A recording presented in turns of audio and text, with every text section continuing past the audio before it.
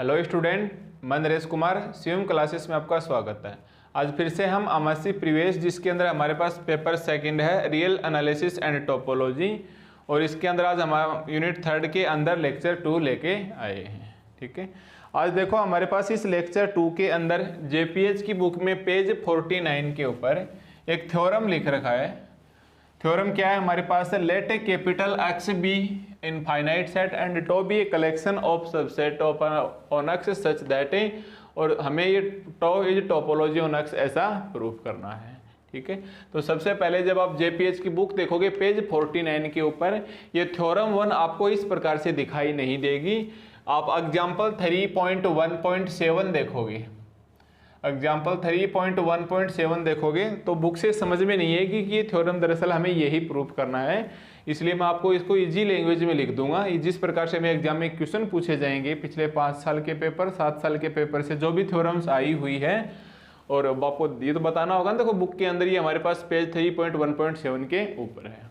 ठीक है, तो इसको छोड़ो, आप इसको डायरेक्ट डालो थ्योरम नंबर 1, और इस प्रकार से इसका स्टेटमेंट आप यहाँ से देख के लिख लो इसका। ठीक है, अब हम इस स्टेटमेंट को प्रूव करें उससे पहले हम एक डेफिनेशंस लिखेंगे, कोफाइनाइट टोपोलॉजी। सबसे पहले इस थ्योरम से पहले आप हेडिंग डालिए कोफाइनाइट टोपोलॉजी। ठीक है, कोफाइनाइट टोपोलॉजी। देखो इससे पहले आप कौन कौन सी डेफिनेशन कर चुके हैं इसके अंदर। एक तो हम पढ़ चुके हैं टोपोलॉजी की डेफिनेशन क्या होती है पिछले वाले लेक्चर में। फिर हमारे पास है टोपोलॉजिकल स्पेस, टोपोलॉजिकल स्पेस की डेफिनेशन। इसके बाद हम इनडिस्क्रीट टोपोलॉजी, इनडिस्क्रीट टोपोलॉजी, फिर indiscrete topological space, discrete topology और डिस्क्रीट टोपोलॉजिकल स्पेस। जो हमने लेक्चर 1 करवाया पिछले वाले लेक्चर, उसके अंदर हम 4 बता चुके हैं डेफिनेशन से। आज फिर से आप एक डेफिनेशन देखोगे, हेडिंग डालोगे कोफाइनाइट टोपोलॉजी। ठीक है, और कोफाइनाइट टोपोलॉजी की डेफिनेशन में हमें क्या लिखना है, ये जो थ्योरम 1 का स्टेटमेंट है हमें यही देख के लिखना है।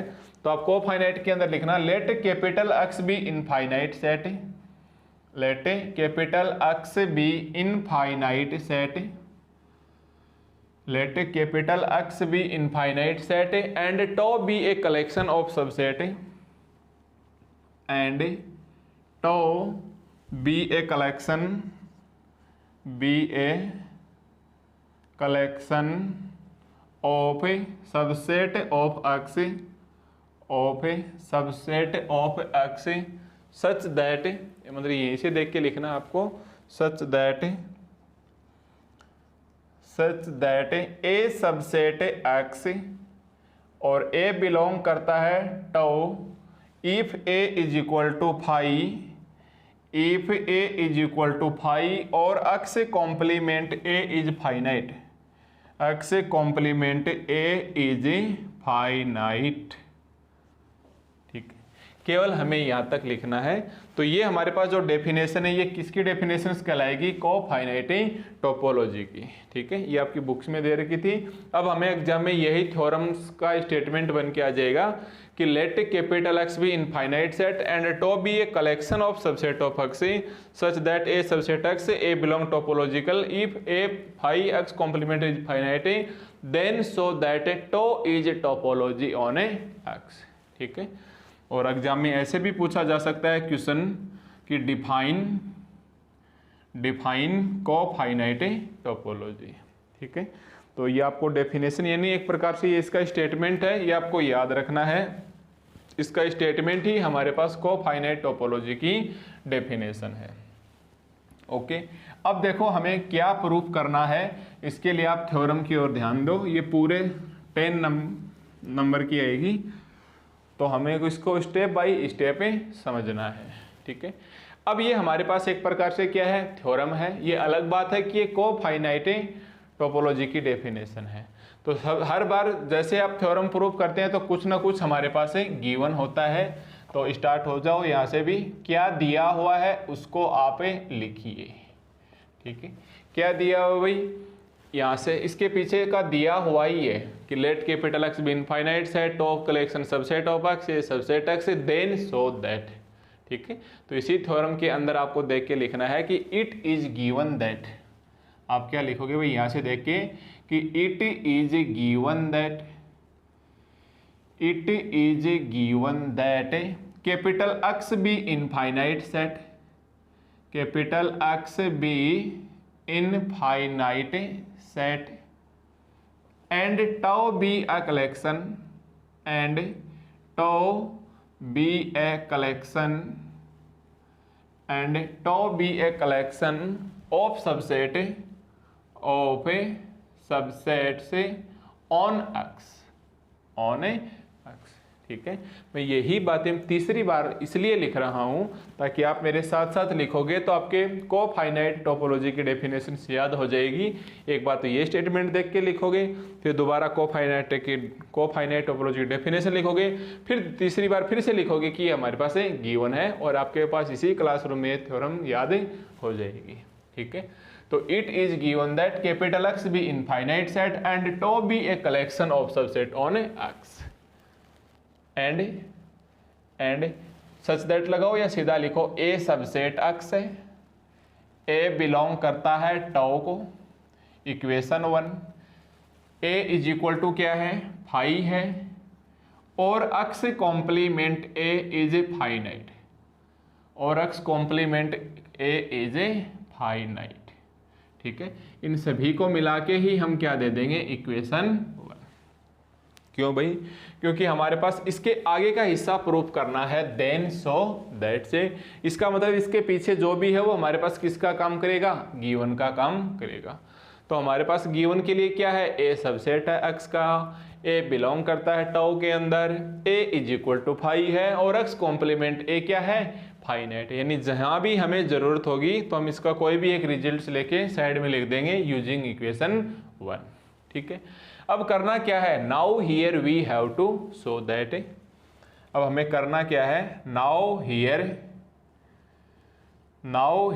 We have to show that, now here we have to show that tau is a topology on X, tau is a topology, tau is a topology on x.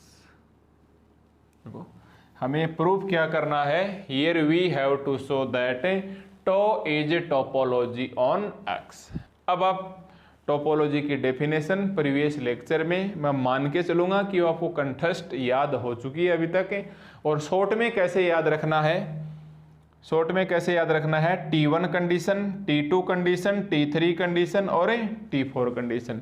पहली कंडीशन क्या है, फाई बिलोंग करेगी, second condition है x belong करेगी किसके अंदर, to के अंदर, थर्ड कंडीशन यूनियन होगा वो टो के अंदर और इंटरसेक्शन होगा वो टो के अंदर। यहाँ आर्बिट्री एलिमेंट होंगे हमारे पास से, यहाँ हमारे पास कोई भी दो आर्बिट्री एलिमेंट्स ही होंगे। ठीक है, ये हमारे पास टोपोलॉजी की डेफिनेशन है। तो हम क्या लिखेंगे, now here we have to show that tau is topology on X, तो मतलब टो का टो आ गया और एक्स का एक्स आ गया। मान लो ऐसे बोल देता कि show that you is topology on capital R, तो आप बताइए टो की जगह क्या आ जाएगा, स्मॉल यू, और इस एक्स की जगह कौन आ जाएगा, कैपिटल आर। ऐसा आप ध्यान में रखना, ऐसे नहीं कि आप रट ही लोगे कि हर बार ये टो ही आएगा। ओके, तो हमें ये प्रूफ करना है कि now here we have to show that tau is topology on X, यानी for this we shall show that, for this we shall show that, for this we shall show that. इसके लिए हमें क्या show करना होगा भाई, number 1 phi belong करे to के अंदर, क्या शो करना होगा, फाई बिलोंग करे टो के अंदर। सेकंड हमें क्या प्रूफ करना होगा, एक्स बिलोंग करे टो के अंदर, एक्स बिलोंग करे टो के अंदर। थर्ड हमें क्या प्रूफ करना होगा, यूनियन आर्बिट्री बिलोंग करे और इंटरसेक्शन बिलोंग करे। अब आप यहाँ देखो T1, T2, T3, T4 नहीं लिखना है, क्योंकि अभी आपको प्रूफ करना है कि टोपोलॉजिकल स्पेस है। अब थर्ड कंडीशन यूनियन वाली को आप कैसे लिखोगे भाई, याद करो, if G i, third condition क्या बोलती है हमारे पास कि इफ जी आई और I बिलोंग टू I, अब ये लिखने की जरूरत नहीं है, where I is index set. ठीक है, अब ये मत लिखना, तो हम लिखेंगे कि if G i be an arbitrary element, be an arbitrary, be an, देखो इसके दोनों तरफ से हमारे पास क्या होते थे, स्वैच्छिक अवयव होते थे, तो हम क्या बोलेंगे, arbitrary collection of member, arbitrary collection, arbitrary collection of member, collection of a member. ये हम दोनों साइड में क्या लेंगे, अपने मर्जी से लेंगे कोई भी दो सदस्य, या arbitrary collection of a member, और वो किसके मेंबर होंगे, टो के मेंबर होंगे, of a tau, then union i belongs to I, G i is belong to, then union i belongs to I, G i belong करना चाहिए tau के अंदर, बिलोंग करना चाहिए टो के अंदर। ठीक है, ये मैं नहीं लिख रहा हूं, ये हमारे पास टोपोलॉजी की क्या है, डेफिनेशन है। यहां हमें प्रूव करना है कि tau is topology on X, और ये टोपोलॉजी होने का मतलब इसकी 4 कंडीशनों का पालन करें। फर्स्ट कंडीशन, सेकंड कंडीशन और थर्ड कंडीशन को मैंने बताया था कि आप स्टैंडर्ड फॉर्मेट में इस प्रकार से लिखोगे। एंड फोर्थ कंडीशन क्या है भाई, फोर्थ कंडीशन में क्या लिखेंगे कि लेटे जी बिलोंग करता है टो के अंदर एंड एच बिलोंग करता है टो के अंदर, देन इन दोनों का इंटरसेक्शन भी किसके अंदर बिलोंग करना चाहिए, then G intersection H belong करना चाहिए टो के अंदर, where G and H are arbitrary sets, ये अपनी स्वैच्छिक से माने हुए हैं। यानी इसके लिए हमें ऐसा प्रूफ करना है। तो आप एक बार देख सकते हैं अपनी स्क्रीन के ऊपर थ्योरम है, और आप कम से कम इसका 1 पेज पूरा भर दोगे, और यहाँ तक आपको अपनी तरफ से कुछ भी नहीं करना है, बस स्टैंडर्ड डेफिनेशन टोपोलॉजी की याद रखनी है और इसको ही थ्योरम को देख के लिखना है। तो आपके सामने है स्क्रीन के ऊपर, एक बार आप अच्छे से इसे देख सकते हैं कि ये दिया हुआ है, ये हमें शो करना है। तो हमने लिख लिया कि हमारे पास गिवन है, इक्वेशन 1 मान लिया। Now here we have to show that topology on X है। टोपोलॉजी होने का मतलब ये मेरे पास 4 कंडीशनों का हमें सेटिस्फाई करवाना है। अगर ये चारों कंडीशन पालन होगी तो हम बोल देंगे टोपोलॉजी है, और हमें लेके ही आना है, हर का आंसर क्या आना चाहिए, यस, तभी ये क्या होगा, टोपोलॉजी होगा। ठीक है, अब आप खुद ही बताइए, सबसे पहले क्या लेंगे हम, नंबर 1, फिर किसको प्रूफ करेंगे, 2 को, फिर 3 को, और फिर 4 को। गिवन के अंदर कौन है, इक्वेशन 1 है, एक्स इनफाइनाइट सेट है, तो हमारे पास कलेक्शन है सबसेट ऑफ ए एक्स का। ठीक है, अब आ जाओ आप यहाँ से कर देखते हैं। सबसे पहले हम देखेंगे नंबर 1, सबसे पहले हम क्या देखेंगे, नंबर 1। देखो नंबर 1 में हमें क्या प्रूफ करना है भाई, ये देखो ये हमें प्रूफ करना है, ध्यान देना। नंबर 1 में हमें क्या करना है, फाई बिलोंग होना चाहिए टो के अंदर। ठीक है, from equation 1, since from equation 1, since from equation 1। Equation 1 को काम में क्यों लेंगे भाई, क्योंकि गिवन के नाम पर हमारे पास केवल इक्वेशन 1 है। देखो इक्वेशन 1 में हमारे पास एक इसके अंदर बिलोंग करता है भाई टो के अंदर। देखो एक इसके अंदर बिलोंग करता है टो के अंदर, ए क्या है, फाई, चूंकि A is equal to phi, तो ए की जगह आप क्या रखोगे, फाई, और इधर लिख देना चूंकि A is equal to phi, hence prove. देखो कितना सा छोटा सा रिजल्ट है, हेंस प्रूव, क्योंकि फाई हमें किसके अंदर लेके आना है, टो के अंदर। ए बिलोंग कर रहा है टो के अंदर, और देखो ए की जगह क्या है भाई, फाई है, तो यहां हम क्या रखेंगे, फाई। तो फाई हमारे पास क्या आ गया, फाई बिलोंग कर रहा है टो के अंदर। ठीक है, तो थ्योरम जितनी बड़ी दिख रही है उतना ऐसा कुछ भी नहीं है, बस गिवन पता होना चाहिए, प्रोसेस पता होना चाहिए, इम्प्लाई कैसे करना है, बस ये एक नॉर्मल सी बात है। ठीक है, अब आ जाओ सेकंड रिजल्ट के लिए। अब देखो हमारे पास है सेकंड, सेकंड में हम क्या लेंगे, प्रूफ क्या करना है सेकंड में, ये लिखने की जरूरत नहीं है। सेकंड में प्रूफ क्या करना है, एक्स बिलोंग टो।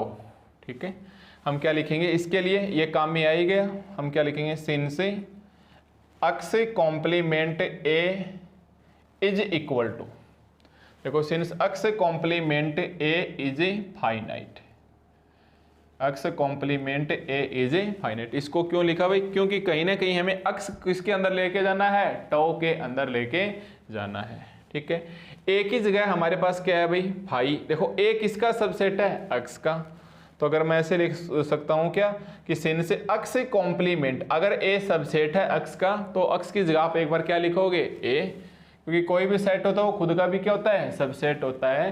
तो अक्ष कॉम्प्लीमेंट अक्ष इज इक्वल टू क्या बचेगा फाई, एंड फाई क्या होता है ऑलवेज फाइनाइट, और देखो यही लेके आना था हमें, and phi is finite, and phi is finite, so x belong करेगा टो के अंदर, एंड अक्ष इज हमारा फाई इज क्या है हमारे पास है, ऐसे लिख लेना कि फाई हमारे पास हमेशा क्या होता है फाइनाइट सेट होता है। सो अक्ष बिलोंग करेगा टो के अंदर, ये आप लिख लेना देयरफॉर, सो की जगह ये भी लिख सकते हैं, अच्छा लगेगा ये वर्ड लिखने में, देयरफॉर अक्ष बिलोंग करेगा टो के अंदर।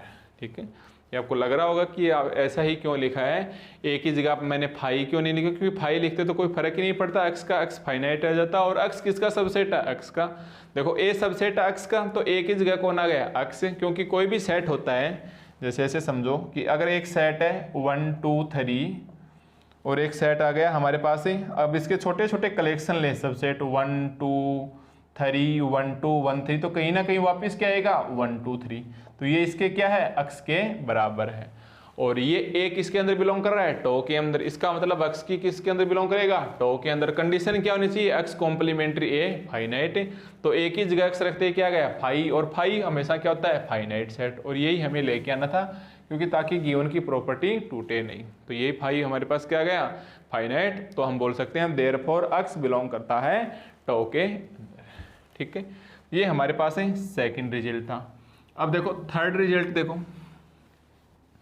थर्ड रिजल्ट में हमें क्या प्रूफ करना है, थर्ड रिजल्ट में हमें प्रूफ करना है कि if G i belongs to I be an arbitrary collection of member of tau then, अब आप समझ गए होंगे देन की जगह मैं ऐसे भी सिंबल लगा सकता हूं, अगर ऐसा है तब आप ये सिद्ध कीजिए, और इस एरो का साइन मैं आपको अलजेब्रा के पेपर में डीजी के पेपर में बता चुका हूं, अभी तक आप टोटल 7 यूनिट पढ़ चुके हो मेरे से, और ऐसी कोई यूनिट नहीं है जहां हमने इस सिंबल का इस्तेमाल 2 या 2 से ज़्यादा बार नहीं किया हो।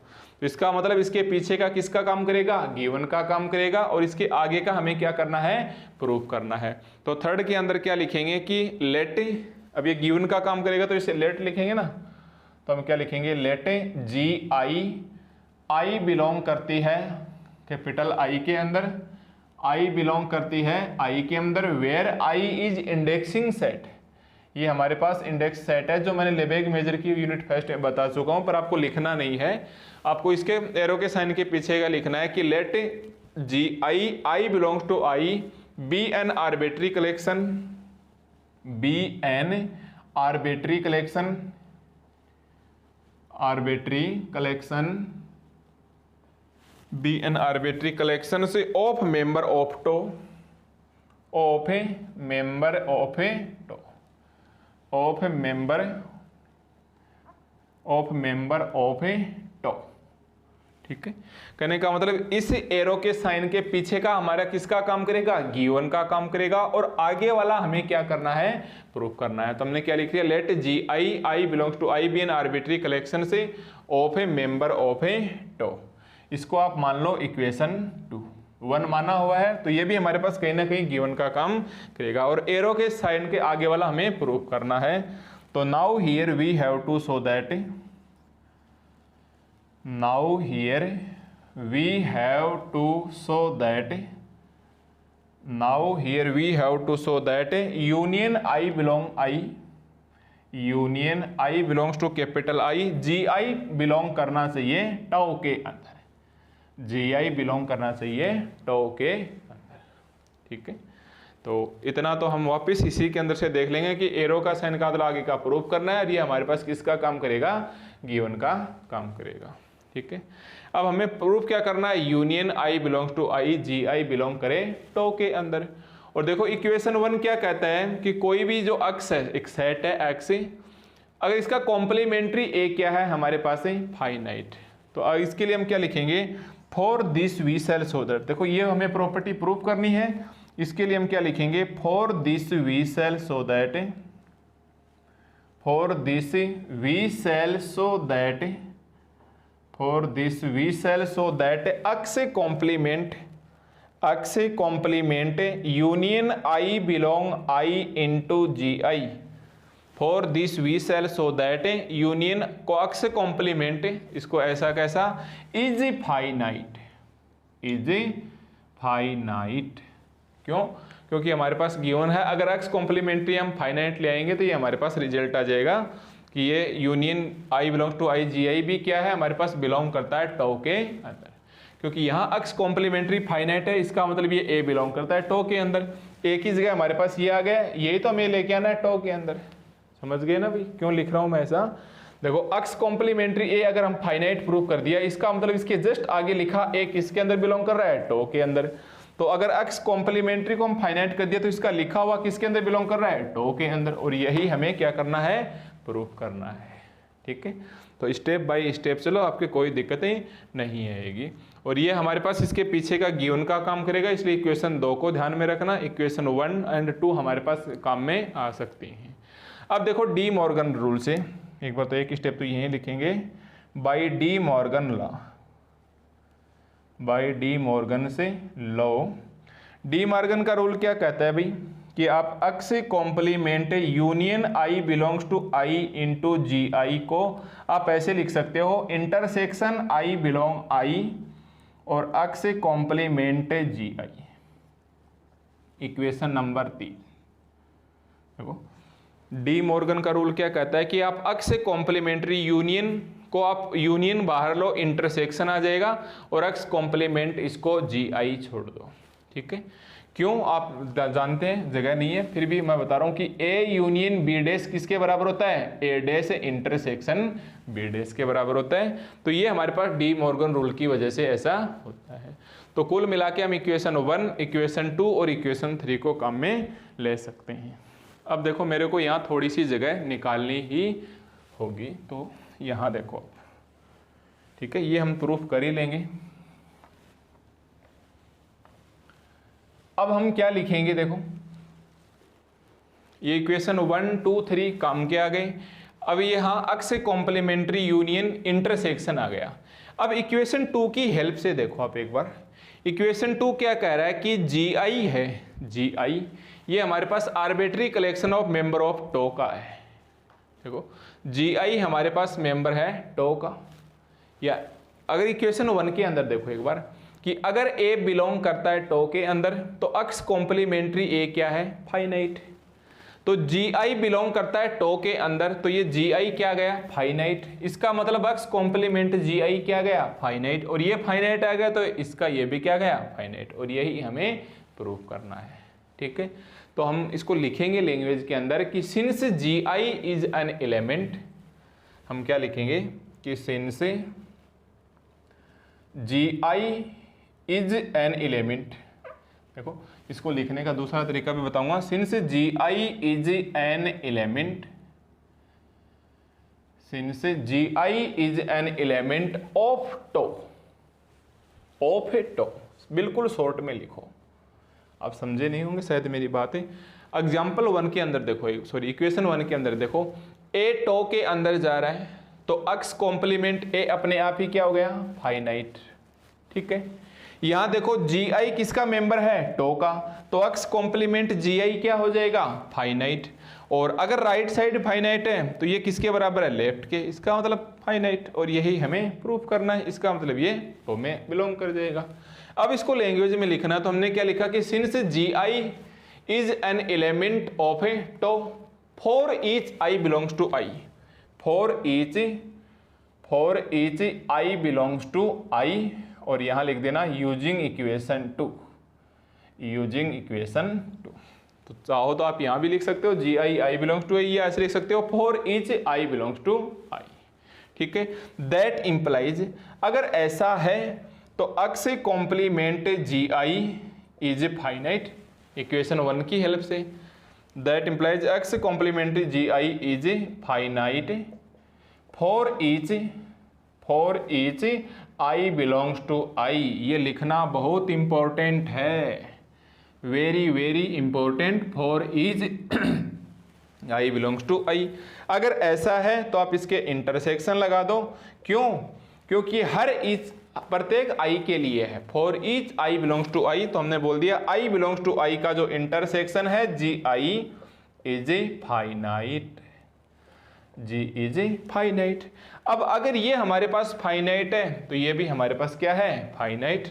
तो हम क्या बोलेंगे, दैट इम्प्लाइज, मैं 4 नंबर को बाद में लिखूंगा भाई, अब इसको हम क्या बोलेंगे, that implies X complement union, X complement union i belongs to i into G i is a finite. क्योंकि देखो इसका अगर ये पार्ट फाइनाइट है तो ये इसके बराबर आ जाएगा, इज ए फाइनाइट है, और ये आ जाएगा यूजिंग इक्वेशन 3, ये क्या आ जाएगा हमारे पास, यूजिंग इक्वेशन 3। और अगर ये फाइनाइट है, अगर ये फाइनाइट है, so union, that implies union i belongs to i, G i belong करेगा टो के अंदर, और यही हमें इसके अंदर प्रूफ करना था। ठीक है, तो एक बार आप फिर से देखोगे, इसको लिखने का तरीका बदल गया, लैंग्वेज थोड़ी सी स्टैंडर्ड लैंग्वेज आ गई। मतलब ये टोपोलॉजी बुक है, ये अपने आप में ये एक वैल्यू वाली बुक है। ऐसा नहीं कि इसके अंदर 2 लाइनें रट लिया और चलो लिखने बैठोगे, बिल्कुल भी नहीं लिख पाओगे, क्योंकि अपने आप के अंदर स्टैंडर्ड वर्ड्स का इस्तेमाल करती है, और प्रोफेशनल वर्ड्स अगर आप काम में लोगे तो आपको 100% प्रैक्टिस करनी होगी। ठीक है, तो मेरे हिसाब से यहाँ तक कोई दिक्कत नहीं आई होगी। डी मॉर्गन का रूल लगाते ही साथ हमारे पास अपना काम बन गया। तो ये हमारे पास है 3rd नंबर आ गया। देखो ये थ्योरम हमारे पास पूरी नहीं हुई है। अब देखो 4th नंबर,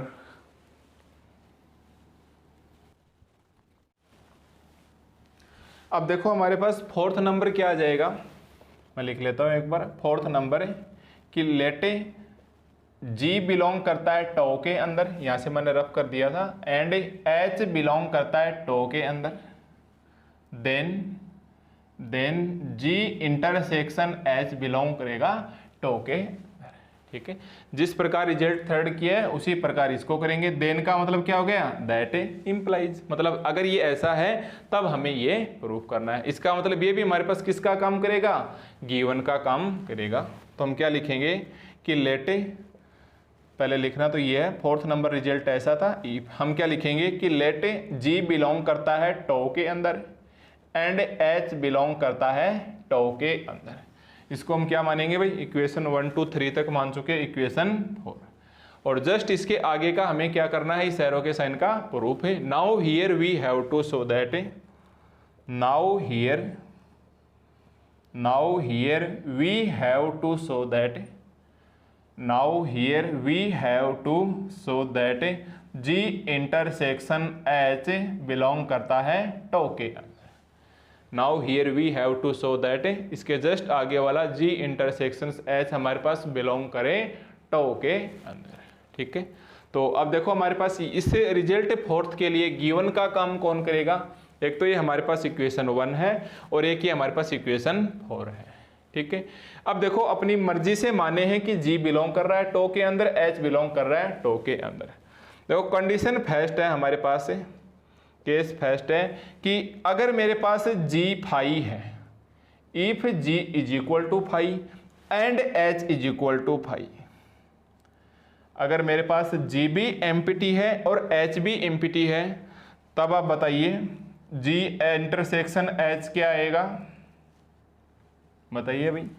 अगर मैं कंडीशन फर्स्ट ले लूँ, देखो अपनी मर्जी से माना है G टो के अंदर है और H भी हमारे पास टो के अंदर है, तो अगर मेरे पास G एम्प्टी है और H भी एम्प्टी है, तो इन दोनों का इंटरसेक्शन क्या आ जाएगा, फाई।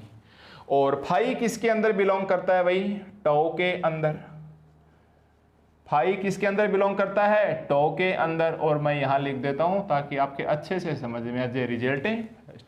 अब ये भी प्रूफ किया ना इसी का, रिजल्ट फर्स्ट की फाई बिलोंग कर रहा है टो के अंदर। इसका मतलब G इंटरसेक्शन H किसके अंदर बिलोंग करेगा, टो के अंदर।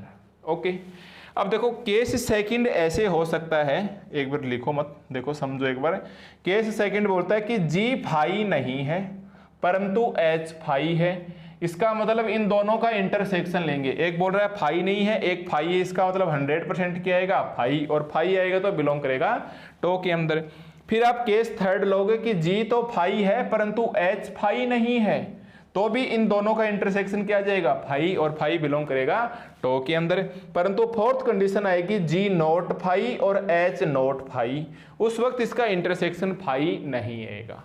परंतु आपको केस सेकंड, थर्ड, फोर्थ तक आने की जरूरत नहीं है। आप डायरेक्ट एक बार बताओ दोनों फाई हैं और एक बार बोलो दोनों not is equal to phi हैं, या लिखना चाहो तो ऐसे लिख सकते हो कि if G is equal to phi, चलो लिख ही लो एक बार, अच्छा कॉन्सेप्ट है कि इफ सेकंड केस क्या हो सकता है कि अपने दो सेट माने थे, एक तो जी और एक एच, तो हो सकता है जी हमारे पास फाई हो, एच हमारे पास not is equal to phi, then G intersection H is equal to phi, और ये बिलोंग करता है टो के अंदर।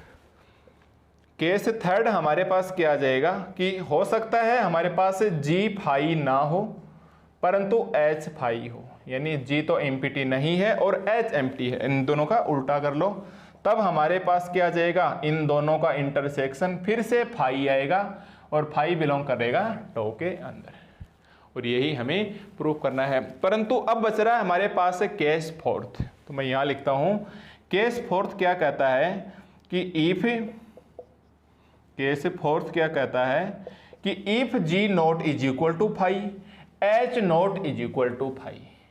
ये समझो, ये है हमारे पास वास्तव में समझने वाली बात है कि अगर जी फाई नहीं है, यानी ये भी नॉन एम्प्टी है और एच भी हमारे पास नॉन एम्प्टी है, इसका मतलब जी इंटरसेक्शन एच क्या आएगा, नॉट एम्प्टी। इसका मतलब जी इंटरसेक्शन एच हमारे पास क्या आएगा, नॉन एम्प्टी। ठीक है, और नॉन एम्प्टी आने का मतलब इसके अंदर कुछ ना कुछ क्या है, एलिमेंट्स है। देखो ध्यान से, नॉट एलिमेंट्स आने का मतलब इसके अंदर हमारे पास कुछ ना कुछ क्या है, एलिमेंट्स हैं, और अगर एलिमेंट्स हैं तो वो क्या होना चाहिए, फाइनाइट। तो हम क्या बोलेंगे, अब हमें प्रूफ क्या करना है, एक्चुअली जी इंटरसेक्शन एच, प्रूफ क्या करना है केस फोर्थ के लिए, जी इंटरसेक्शन एच टो के अंदर बिलोंग करे। तो हम क्या लिखेंगे कि let here we have to show that, ऐसे लिख लो कि टू प्रूव हमें प्रूफ क्या करना है कि if G intersection H not is equal to phi, तो हमें प्रूफ क्या करना है, जी इंटरसेक्शन एच बिलोंग करे टो के अंदर। For this we shall show that, for this we shall show that, for this we shall show that. अब वापस रिजल्ट थर्ड की तरह आ जाओ कि अगर ए बिलोंग कर रहा है टो के अंदर तो अक्स कॉम्प्लीमेंट ए क्या आएगा, फाइनाइट। तो अगर हमें ये टो के अंदर बिलोंग करवाना है तो अक्स कॉम्प्लीमेंट क्या आना चाहिए, फाइनाइट। तो x complement G intersection H is finite, is finite. ये आया नहीं है, ऐसा हमें प्रूफ करना है, और ये हमारे पास दिया हुआ है कि ए टो में है तो अक्स कॉम्प्लीमेंट्री कर दो, फाइनाइट आ जाएगा। तो ऐसा हमें प्रूफ करना है तो अक्स कॉम्प्लीमेंट्री लगा दिया, ये क्या लेके आना है, हमें फाइनाइट लेके आना है। अगर मैं इसको फाइनाइट ले आया तो मेरे पास मेरा आंसर आ जाएगा। अब इसको फाइनाइट ले लाने का, जिस प्रकार हमने रिजल्ट थर्ड में डी मॉर्गन यूज किया था, इसी प्रकार फिर से मैं क्या बोलूंगा, using D Morgan law, using D Morgan law, using D Morgan से लॉ। डी मॉर्गन लॉ क्या कहता है कि भाई अक्स कॉम्प्लीमेंट्री जी इंटरसेक्शन एच है। देखो अक्स कॉम्प्लीमेंट्री जी इंटरसेक्शन एच है, आप इसको ऐसे लिख सकते हो कि अक्स कॉम्प्लीमेंट्री जी, यू इंटरसेक्शन हटा के यूनियन आ जाएगा, अक्स कॉम्प्लीमेंट क्या आ जाएगा, एच आ जाएगा। ठीक है, अब आप यहां से देख के बताइए कि ये कंडीशन है G not is equal to phi.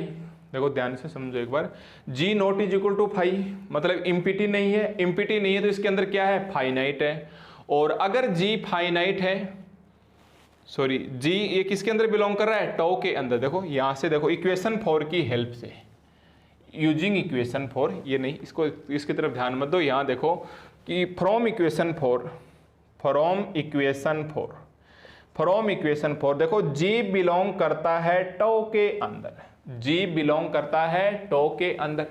एक ही जगह कौन आ गया, जी बिलोंग करता है टो के अंदर, then x complement G is finite, that implies x complement G is finite.